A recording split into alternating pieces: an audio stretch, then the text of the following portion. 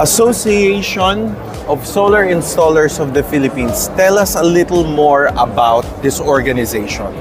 Is this focused on helping sellers or buyers? Is it focused on helping installers? What is the core mission of this organization?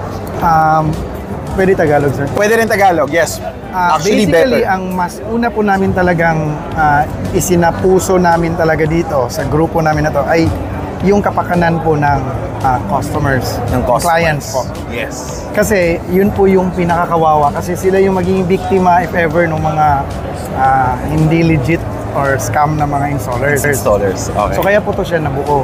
Okay. Opo. Then also, within ourselves din po, as member nitong organization na to, nagkakaroon kami ng check and balance din. Okay. Kasi, of course, may mga bagong regulations, unti-unti rin kaming na-share namin yung ano yung tama sa hindi. Yes.